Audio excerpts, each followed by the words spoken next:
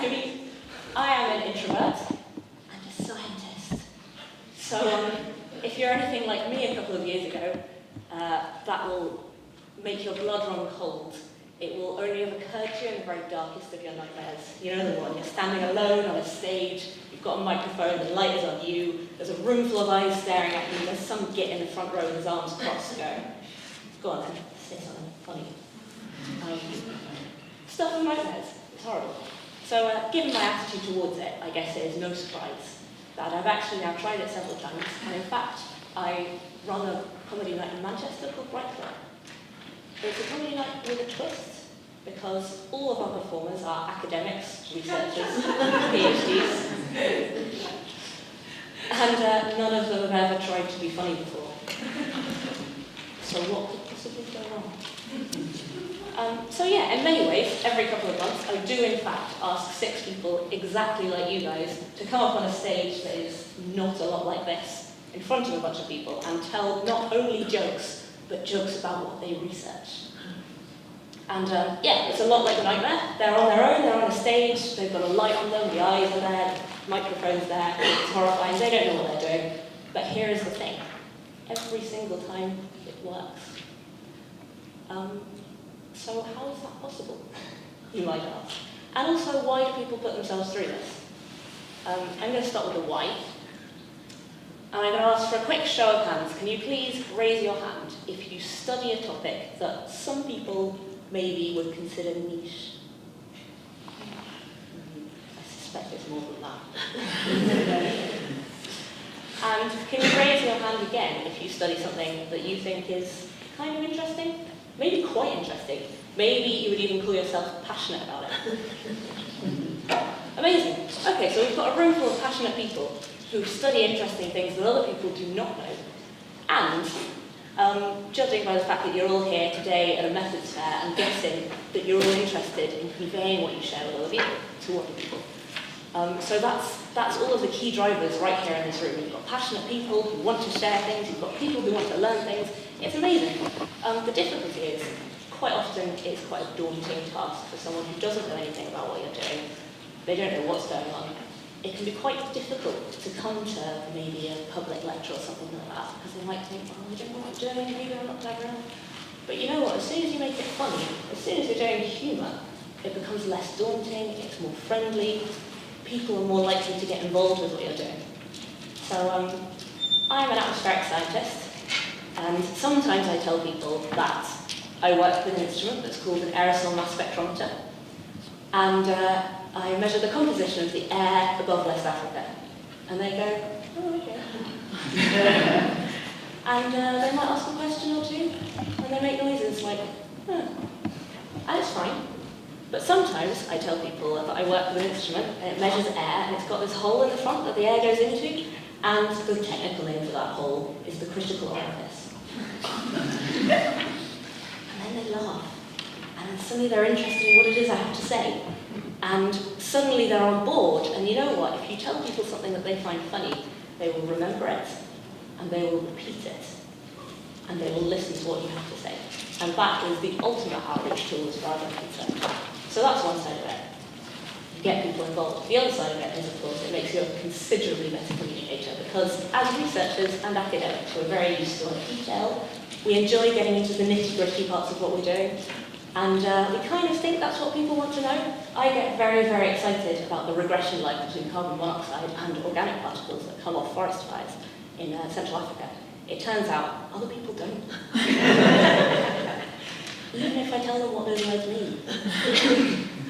Now, what comedy does is it makes you absolutely focus on the audience that you're talking to. It makes you think about their experience. And that totally flips everything that you do. It doesn't mean that they don't learn, but what it means is that you have to think about them, you have to put them first, and that makes you a considerably better communicator, and it works. You know, you can use the same techniques in conferences, you can use it at comedy nights, you can use it when you're at a dinner party and you want someone to think that you're interesting. It's great. So that's the why. How do we do that? How do we get academic people who don't do this kind of thing, and we make them funny? I mean, the obvious answer to that is that we don't do that. What we do is we unleash creativity that people already have inside them. and we get the atmosphere right. So the first part of that, unleashing creativity. Everyone is a little bit creative, even academics, even scientists. What you need to do is, I think, researchers are often very critical of themselves, and they're very critical of their ideas and their thoughts, in particular the silly ones. So what we like to do is we run a workshop for people to come and do performances with us, and we get people thinking about what they do. And we just get them talking about it in an atmosphere that is very relaxed, where it doesn't matter what they say. And as they kind of start to talk about what they do, and they start to jot things down, and they start to talk to other people about it, they start to see the absurdities in what it is that they do. Because all of us every day go in and do things, and actually if you take a step back, a lot of what we do is completely ridiculous. But you're so close up to it that you don't see it.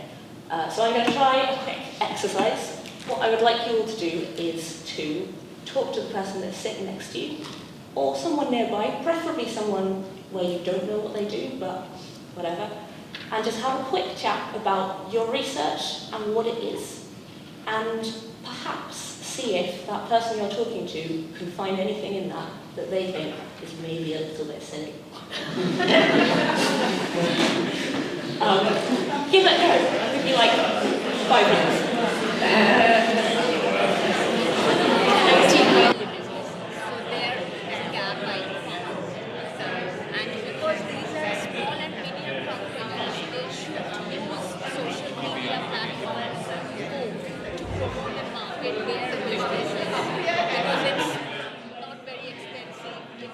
Does anyone have anything silly about their research that they thought?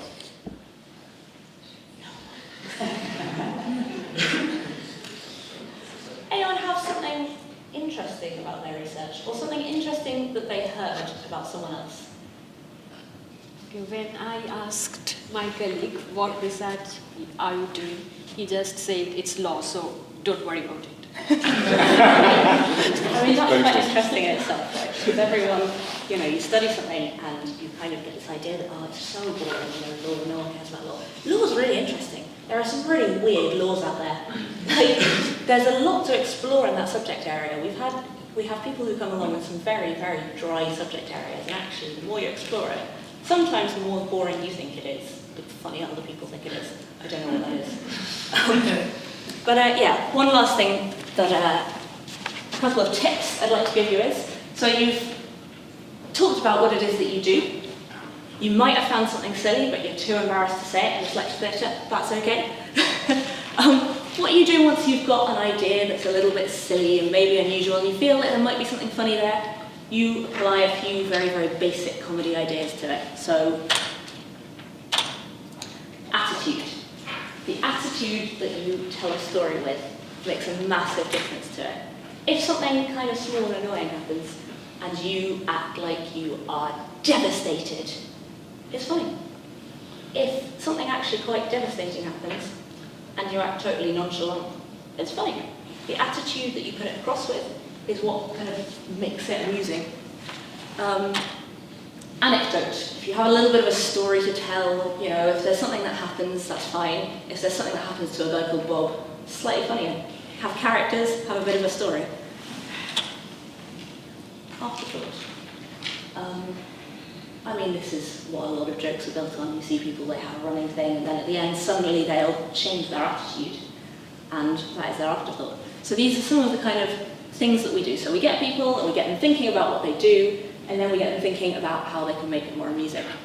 And then the other part is, I don't understand it. This desk is enormous. And the other part of what we do is about getting the atmosphere right. So, you have people, they're in a room, they're being very, very creative, they've got all these ideas. How do you get an audience to accept those people who are coming in and they don't know what they're doing? And what we do is we set things up pretty well. We get a professional stand-up comedian to do the in-between bits and to interact with the audience to get them in the right mood. The biggest part is having an audience that is in the right mood, which is really hard to do in an academic conference venue. So, in a moment, I'm going to introduce one of our past performers who was absolutely brilliant when he came to do it with us a couple of months ago. But before he comes on, what I would like to do is get this feeling like a stand-up comedy venue. So, if we can get everyone just cheering. Yeah!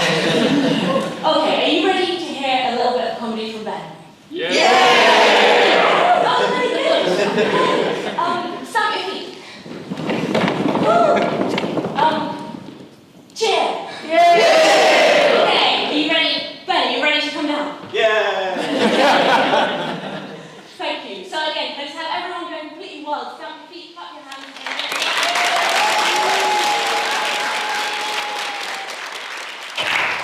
Is that coming through all right? Hello. So I'm Ben. I'm another PhD student here at the University of Manchester, and another scientist, sorry. And I just want to talk to you a little bit about the funny things that I found in my research. And I'll start where I did my undergrad. So I didn't do my undergraduate here. I actually did it at the University of York in astrophysics. I'm a bit of a sci-fi nerd. And the reason I chose York was that I discovered that they study these things called plasma thrusters, which is really cool. So if anyone here, I don't know if anyone's or anyone's familiar with a lot of sci-fi, but plasma engines are usually the engines that depict spacecraft being hurtled across the galaxy, and they're really exciting and really cool. And it turns out what they are is really, really efficient. And they give the tiniest little thrust. And it turns out to study these, basically, you don't actually get to go to space. I was quite disappointed with this. You get to sit in front of a computer and do a lot of maths.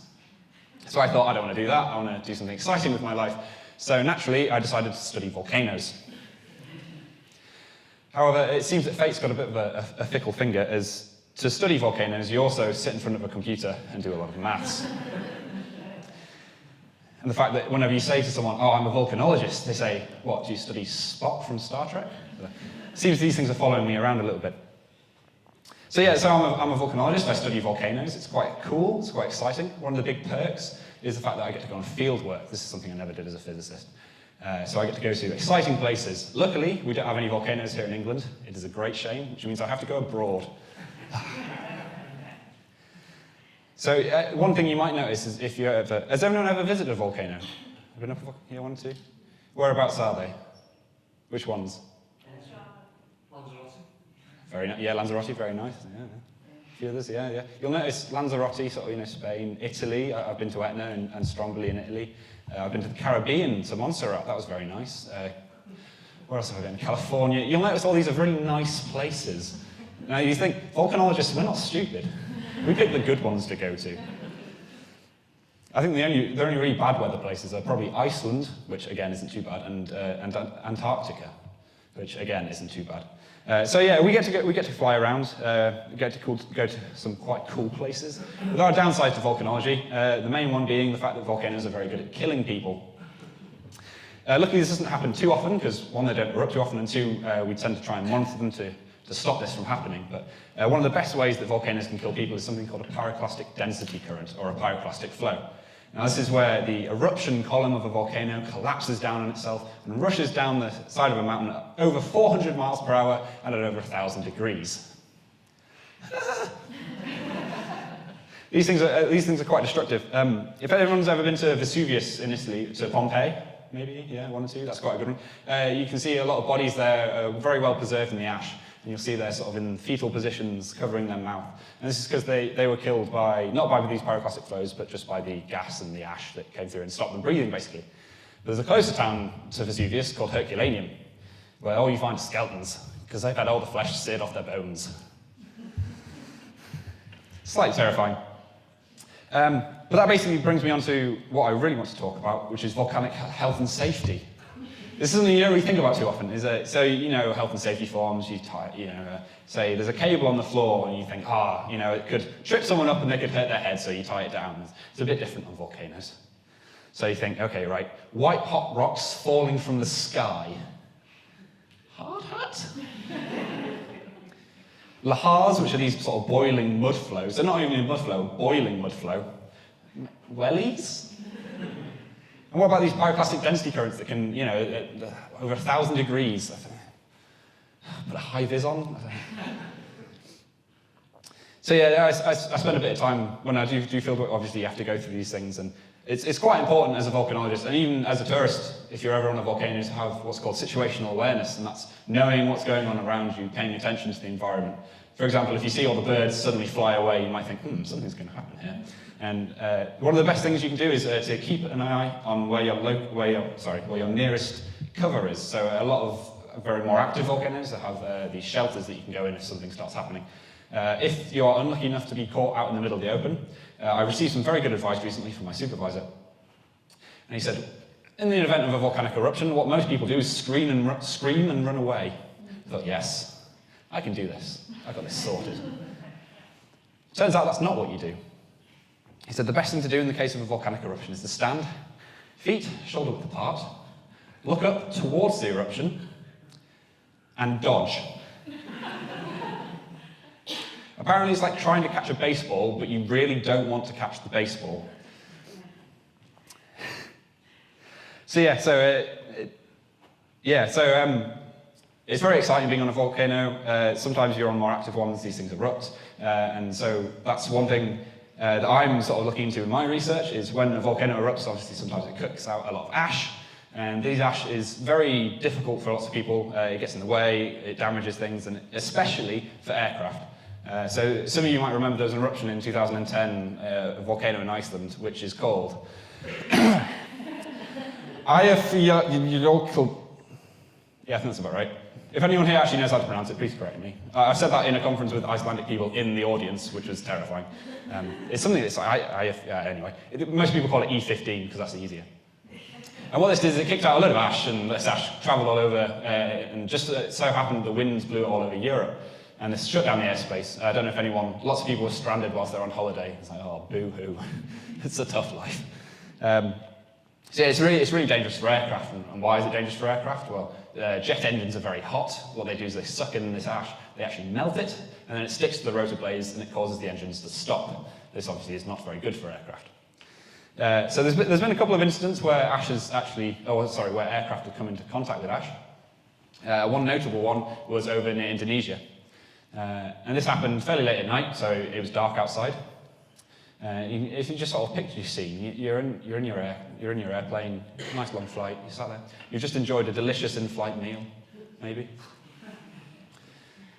And there's a bit of turbulence going on. You're like, oh, that's a bit of a bumpy ride. Maybe there's a bit of weather going on. Maybe if you look out in the engine, you see there's like white light playing around the engine, sort of sent almost fire. You think, oh, that's quite cool, that's quite pretty. Maybe I'll Instagram it. And then you think, is that smoke? Smoke in the cabin? Of course, this was back in the days where people could smoke on planes, so they thought, it's just that. Then it's a bit of a rotten egg smell. What's going on here? And suddenly you look up and the seatbelt sign's turned on, and you know something's really going bad. It turns out this plane actually encountered an ash cloud, and it caused all 4 engines to stop. I would like to add, before I go on, no one died. The plane landed safely, it was fine. But it's quite a good example of what happens when it goes wrong. All 4 engines cut out. This plane is now on its glide ratio, so it's falling around a very mountainous area, and basically they're thinking they're going to have to ditch in the ocean. So this is, it's something that's never happened to this sort of plane before. It's a 747, and so the pilots were obviously quite worried and all this. But the head pilot, this is the man in charge of the vessel that you're currently sat in, decides to take the time to make this announcement. I've got it written down because I misquoted it last time.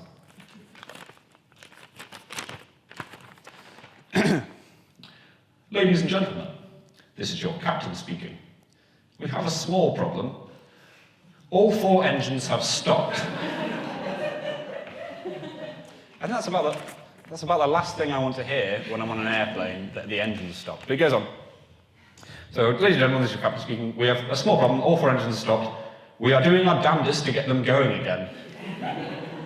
Good. And the last bit, so all 4 engines have stopped. We're doing our damnedest to get them going again. I trust you are not in too much distress. I wasn't until now. Anyway, thank you very much. I hope you've enjoyed it, and I hope you all give it a go as well, because it's great fun. That's it. Thank you.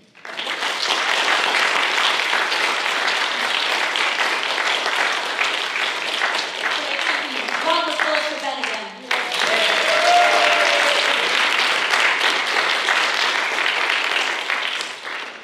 Thank you. That's a really daunting thing to do, especially in a place like this, when it's the middle of the day and it's in a conference and everyone's in a conference feel. But I think that was a really good job. If anybody is interested in Bright Club and what we do, please feel free to come and talk to me at the end, and I'll also put some of our details on the screen behind me. And yeah, aside from that, make sure you use humour in your research and in your research communication. And thanks very much.